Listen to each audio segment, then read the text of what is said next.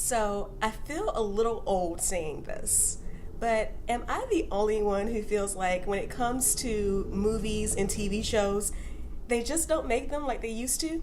There's something about those old movies, those old TV shows, the ones that, if you live in the United States, come on, say Nick at Night or AMC, any of those channels, that you just don't have that type of feel nowadays on TV. You just don't have that type of comedy or that type of charm behind some of those black and white shows.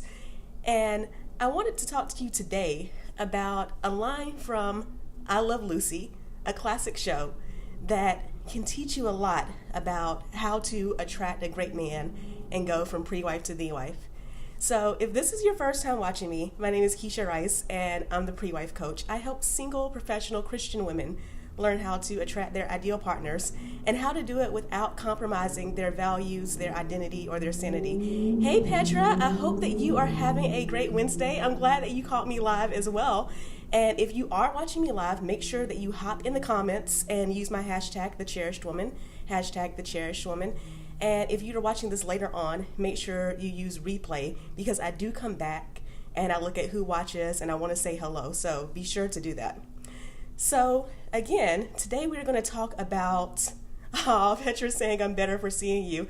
I feel the same way about everyone who watches my videos. So thank you so much for that. So again, today we're going to talk about a phrase that I first heard in I Love Lucy that allows you to have a better chance at attracting that godly man, that man who's going to take you from pre-wife to the wife. And, yesterday I did a video, so make sure you go back and see it, where I was talking about my Cherished method and how I use that to help other women find their husbands. And we talked about cleanse, which is all about getting rid of the things that no longer serve us, the negative attitudes, the negative behaviors, the negative thoughts, because you attract what you are. So if you are full of negativity, toxicity, resentment, low self-esteem, you attract that into relationships. You will attract men who also have those behaviors and feelings, or you will attract men who will abuse those thoughts and feelings in you so that you end up having more of that in your life. The second C in the Cherish method is calling in. So learning how to attract a quality man. Hey Michelle, hope you're having a great Wednesday. And then the third C is cleave. So once we go from calling in a great relationship and finding a good man that we're interested in dating, learning how to take that from just attraction and flirtation and dating to actual sustainable love.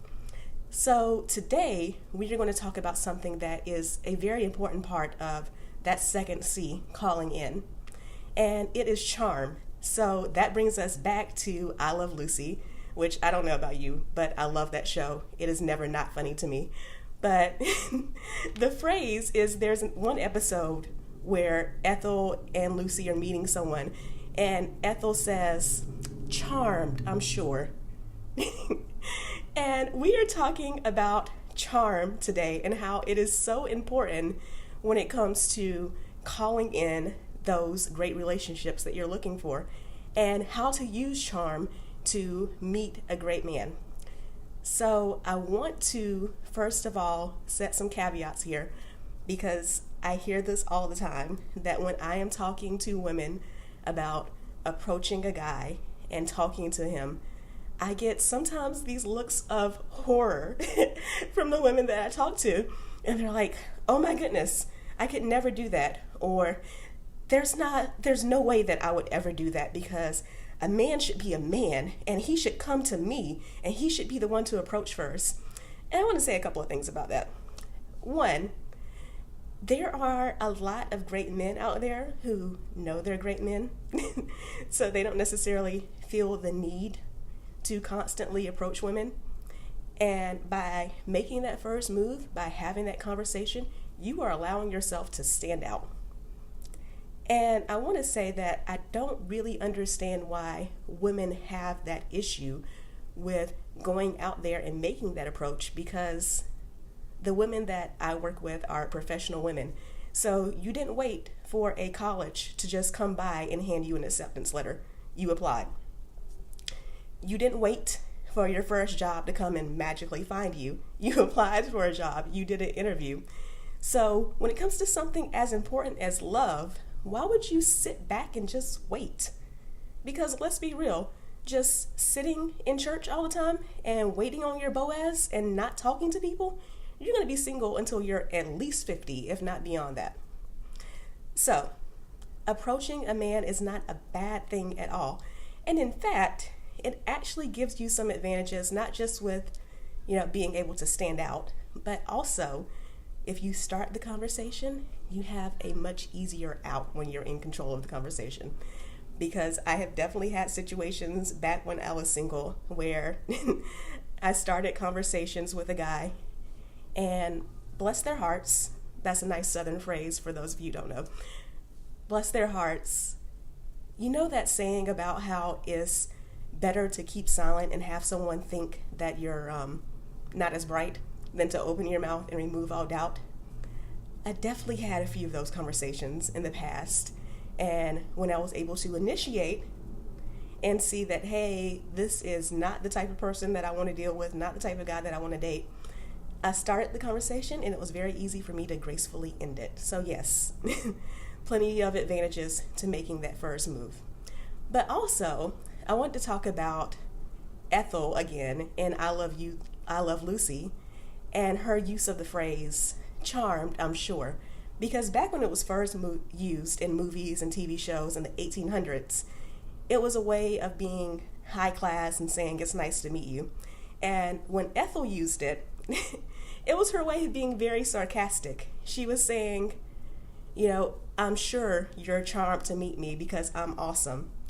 And that is the attitude that I want you to take when it comes to having conversations with men, whether they approach you or you approach them. Because you are fearfully and wonderfully made. You are an amazing woman of God. You are cherished. And it is an honor for anyone to have a conversation with you. And I want you to remember that. Because on one hand, we don't lead with our resumes. We don't go in with a haughty attitude. We don't talk about how great we are all the time and brag on ourselves. But we do enter every room that we enter with confidence. We enter every conversation with confidence because we know that the woman that God has made us is amazing. And she deserves to be seen, she deserves to be heard, and other people deserve to know her. So, back to how to turn on the charm when you're first meeting a guy or you see a guy that you think you're interested in. It's all about asking questions. Because it gives you a chance, one, to get to know the man a little bit better and to have a conversation that is no pressure, that, again, you get an easy way out of if you see that it's not going in the direction that you hoped.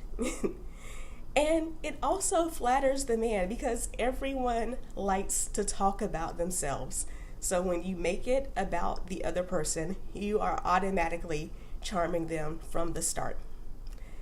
So when you are in a situation where you're out by yourself or you are out with maybe one friend or two friends, and I want to emphasize this because just like women get nervous about meeting men and get intimidated, men get intimidated as well. So quick dating tip here, if you are going out with your friends in groups of 5, 6, 7, you are definitely decreasing your chances of meeting someone because he is going to be so afraid to approach that big, large group. So when it comes to going out by yourself, which is ideal, or maybe going with one friend or two friends, if you see a man that you think that you might be interested in, first of all, make sure that he is in an environment where he will be receptive to your approach.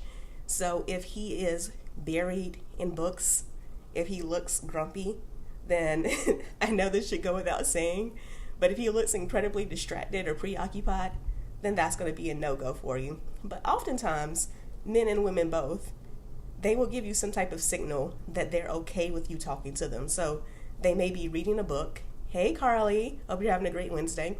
They may be reading a book or looking at their phone, but at the same time, they'll look up every couple of minutes.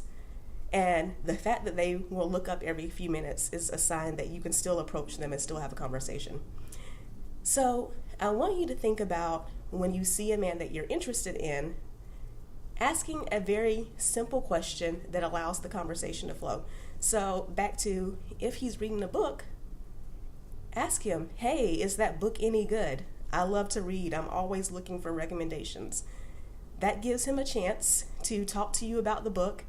It also gives you a chance to get an idea about his personality, because right off the bat, you know that he's a reader. And if you're listening to what he's reading about, that gives you an idea of, hey, is he into comedy? Is he a self-development guy? Is he big into finance? If he's reading a book about that. So from that one question, you've initiated a conversation and you're getting an idea about what his interests are. So you can easily follow up on that. And again, talking about easy outs. If you don't like his answer, if he's not receptive to you asking this question, or if the book gives you an idea of, hey, I don't think this is going to work. Maybe he's reading some really weird sci-fi book and you're not into any of that at all. Then he can answer the question and you can say, okay, thanks. Again, I'm always looking for a good book to read. You have a nice day, and you can walk away. Another one, coffee shops, restaurants, very easy. Hey, that looks good. Is that really good? I've never tried that drink before. I've never tried that meal before. What do you think about it?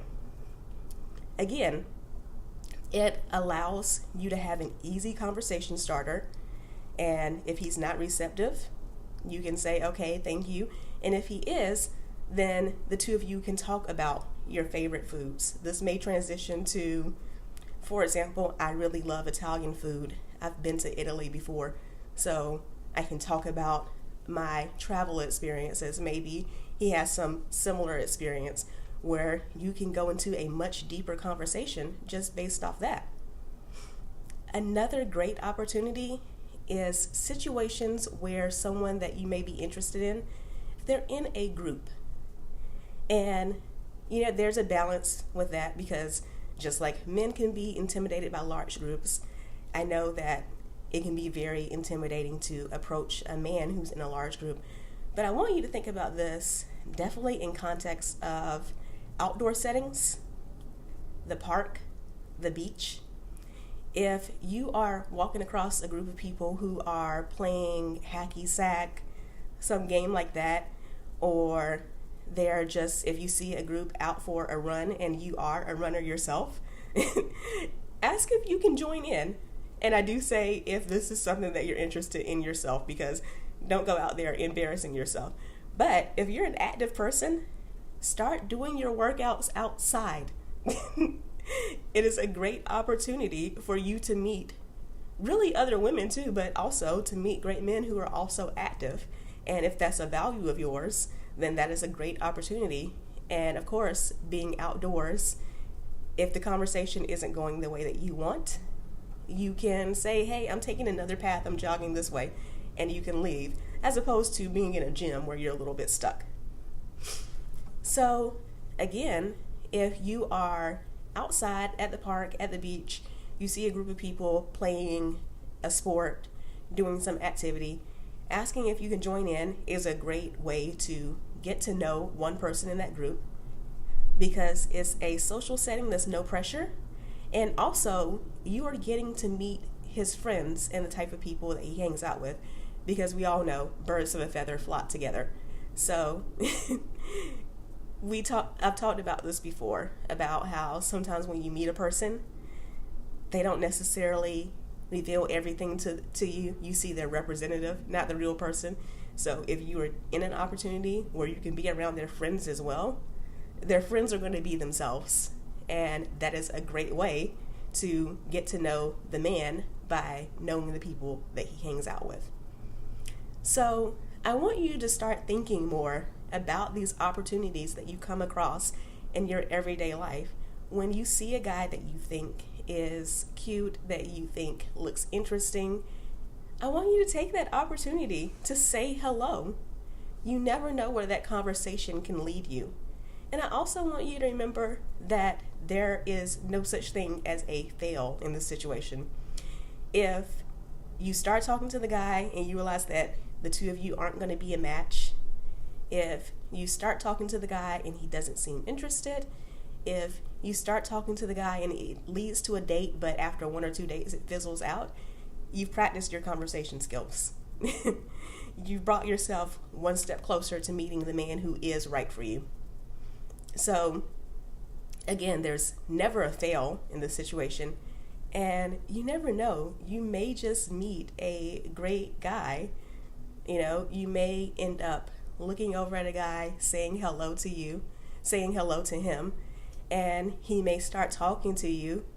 And then the two of you end up a couple of years later engaged and about to get married, like yours truly. So, again, take those opportunities, have those conversations, and come back to this video. Let me know how it goes. I'm really interested in whether or not you will act on this and also how it turns out for you.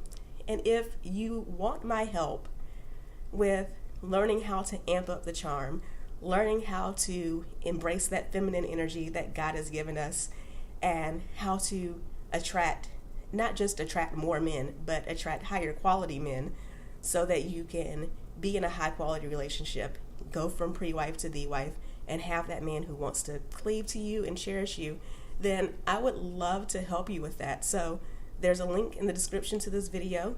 You can just click on that, and it's just as simple as clicking on the link. You can schedule a call with me, and you and I can talk one-on-one about what it means to truly be a cherished woman and what it will take to go from pre-wife to the wife. So I can't wait to talk to you guys again later. So until next time, have a great Wednesday, and bye.